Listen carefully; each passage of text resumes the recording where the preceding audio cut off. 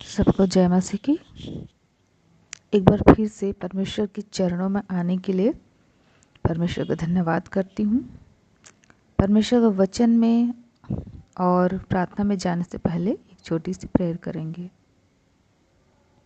धन्यवाद यीशु, धन्यवाद धन्यवाद प्यारे प्रभु जी, आपने दिन भर संभाला राजा, हर एक दुर्घटना से बचाया पिता।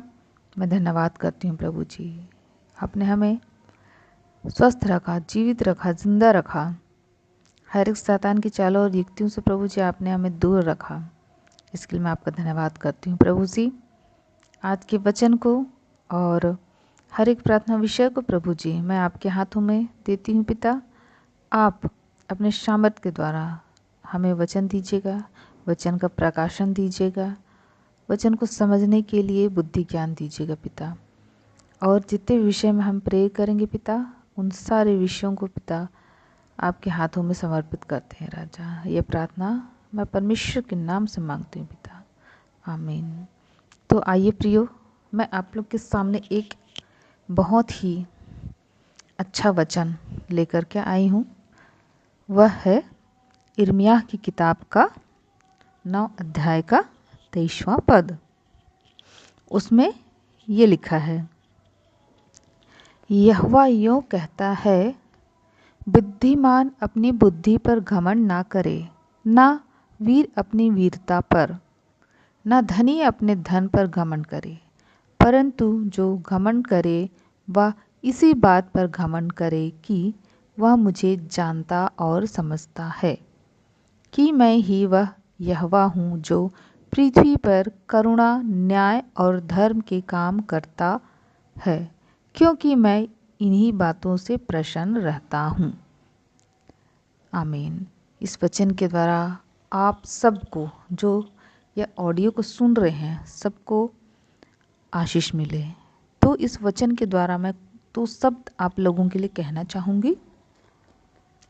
जिस तरीके से प्रियो वचन में लिखा है कि हमें घमंड किस पे करना है, हमें घमंड ना अपने धन पे करना है, ना अपने बुद्धि पे करना है, ना अपनी वीरता पे करना है, लेकिन घमंड हमें उन चीज़ों पे करना है कि हम परमेश्वर को जानते और समझते हैं। ठीक है प्रियो, मतलब हमें घमंड इस बात का होना चाहिए कि हम परमेश्वर को जानते और समझते हैं, क्योंकि परमेश्वर पृथ्वी पर दया, धर्म और न्याय का काम करता है और इन्हीं बातों से परमेश्वर प्रसन्न रहता है। तो प्रियो, हम अपने जीवन में घमंड करते हैं और परमेश्वर सबके मन को जानता है कि हम घमंड कहाँ कर रहे हैं, क्यों कर रहे हैं। सारे घमंड की बातों को परमेश्वर जानता है। इसलिए हमें सारी सांसारिक बातों को छोड़कर हमें केवल परमेश्वर पर घमंड करना है कि परमेश्वर को हम जानते हैं और उसको समझते हैं। तो प्रियो, हम परमेश्वर को जानते और समझते हैं, इसका मतलब क्या है? इसका मतलब यही है कि अगर हम परमेश्वर को, सच्चे परमेश्वर को जानते हैं, तो हम अपने हृदय रूपी पटिया में कभी भी घमंड नहीं लाएंगे और ना ही घमंड भरी बातें करेंगे, ना ही अहम भरी बातें करेंगे। अगर हम परमेश्वर को सचमुच में जानते हैं तो हमारे कार्यों के द्वारा, हमारे बातों के द्वारा ऐसी कोई भी काम, ऐसी कोई भी बात नहीं झलकेगी जो गलत हो, जिससे लोगों को बुरा लगे।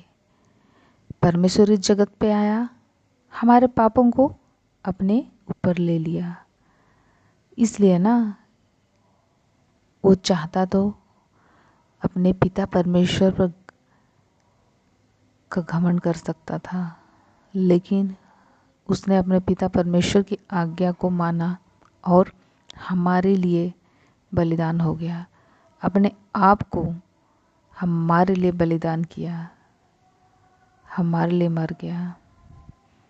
तो प्रियो, हमें परमेश्वर को और जानना है। परमेश्वर को और समझना है। अगर हम परमेश्वर को समझते और जानते हैं तो हमें कोई ये नहीं कह सकेगा कि हम घमंडी हैं। कोई ये नहीं कहेगा कि परमेश्वर के राज्य में हम पीछे हैं या फिर परमेश्वर की दौड़ में हम पीछे हैं। ये हमारे आचरण में दिखेगा, हमारे व्यवहार में दिखेगा, हमारे बातों में झलकेगा। आपको देखकर ही कोई भी कहेगा कि ये परमेश्वर का सच्चा बेटा और बेटी है, परमेश्वर को सचमुच में यह जानता और समझता है।